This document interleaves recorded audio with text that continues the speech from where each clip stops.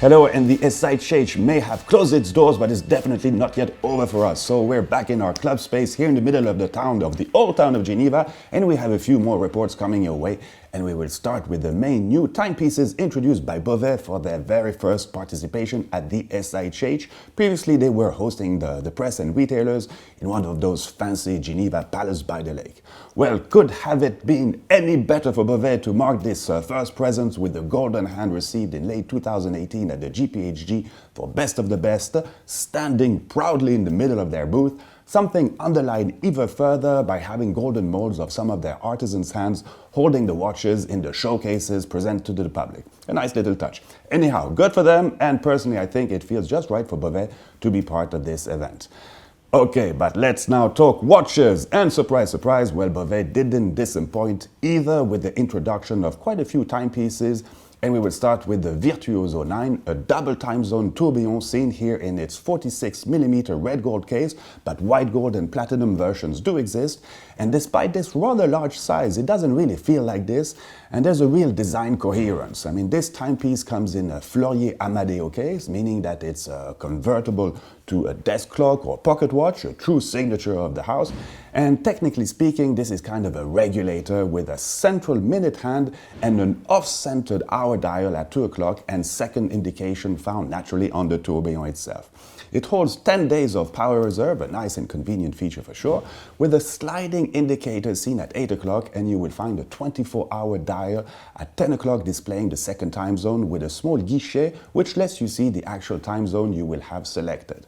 On the other side of the timepiece, because it's hard to say the case back since this is also a dial in a certain way, with centered hour and minute hands, and again the second on the tourbillon. But this side shows a very original bicolor blue and rhodium movement construction, something nonetheless classical since it refers to a bicolor technique used by Bovet in the 19th century. Next timepiece is the Récital 21, a rather original perpetual calendar coming in something which is also becoming a signature of the house, with this asymmetrical case referring to as a sloped writing desk, something seen previously with the Récital 18, 20 and 22.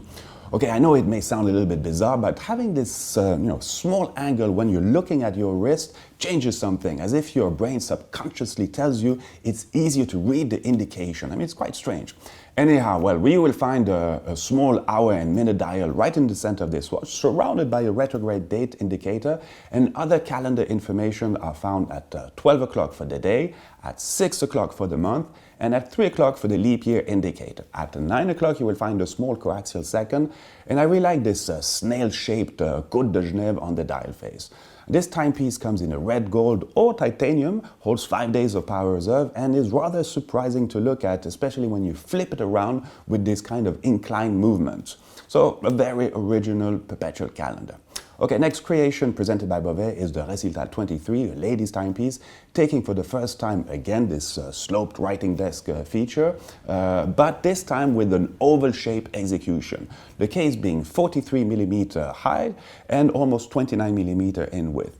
This shape allows to have a slightly off-centered hour and minute dial on the lower part and display a beautiful dome-shaped moon indicator in the upper part at 12 o'clock, something previously seen also in the Récital 18, and I think it's a smart way of reusing this like a further affirmation of the design codes of the brand. So the Récital 23 comes in 3 versions.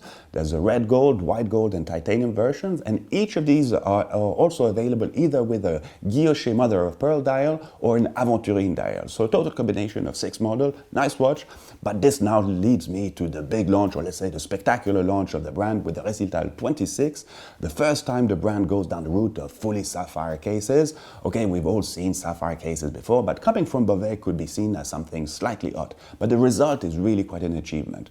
The Récital 26 features the brand's double-face flying tourbillon, a moon phase indicator similar to the one just mentioned, 10 days of power reserve confirmed with an indicator found at 4 o'clock, a big date at 8 o'clock. And there are actually two types of dials available, a blue translucent quartz version and an open work type version carved out of aluminium. But you will actually be able to ask for further customization of this if you're interested. But now I want to talk more in details of the case itself, because this one is made out of one single block of sapphire. And this represents quite something unique and particularly hard to mill when, for instance, you see the intricate details such as the slightly curved flanks of the case. So naturally, it again uses this writing desk shape, and Bovet has found a pretty clever way of actually attaching this monoblock to kind of a titanium chassis with the lugs incorporated to it, and this actually is a really smart solution. I mean, I had never seen something like that. Good point. And another detail which I really like concerns the movement architecture, since the various bridges and main plate are found on different levels. Unlike the Récital 21, where the entire movement is inclined, well, this one uses the space available to mimic the case's asymmetry, something totally relevant when the see-through aspect, with the see-through aspect of this timepiece. So the full name of this watch is the Récital 26 Brainstorm Chapter 1, which I believe means that we will see other versions of this timepiece in the near future. Okay, this is it for Bovet's main novelties, but I just wanted to add that we were also able to see some beautiful Métier versions of the Amadeo Fleurier 39 and 43 with some really beautiful dials featuring micro-painted dragons, and they are really a pleasure to look at up close. I mean, the details are just amazing. Okay, I hope you enjoyed this, and we still have a few videos coming your way regarding the 2019 SIHH. All the best, Viva Watchmaking, and see you real soon.